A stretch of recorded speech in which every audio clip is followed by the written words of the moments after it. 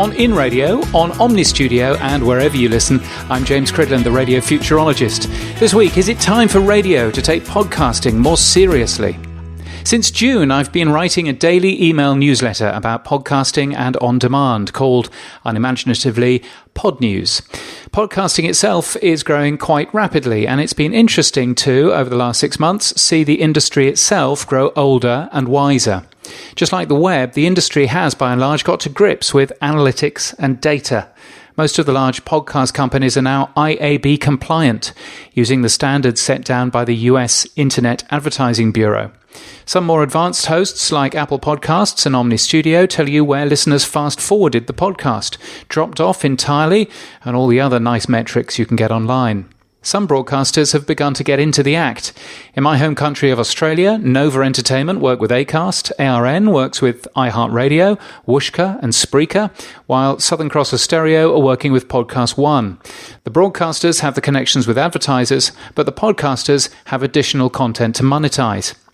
3 things should make you look a little bit more closely at podcasting. Firstly, there are stats from all over the world now showing growth in podcast cume and in podcast total listening. At certain times of the day, the UK's Radar is reporting podcasting being used by more people than live radio. Second, Slate magazine, which says that its podcasts now account for 25% of all of the company's revenue. That's a sizable wake-up call, and it shows that podcasting isn't quite as difficult to make money from as some would have you believe. Third, just the sheer growth of Pod News subscribers have also given me cause for thought.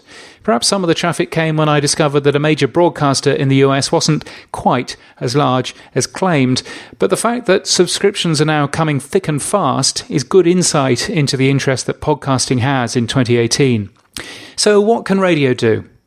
Well, think about what it makes and how to make a podcast. There are plenty of clever systems from companies like Futuri Media and Triton Digital to allow you to turn great pieces of radio into great podcasts.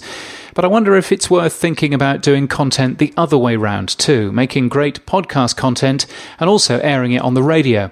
Some broadcasters are doing that as well. And if you've 20 minutes, my YouTube channel has stats from Australia and the rest of the world, as well as some weak jokes about beer from late last year. In any event, podcasting is worth looking at for 2018 as part of radio's future. We need to work out now how it fits in with the rest of our audio businesses. You can get my weekly newsletter at james.crid.land and daily podcast news at podnews.net.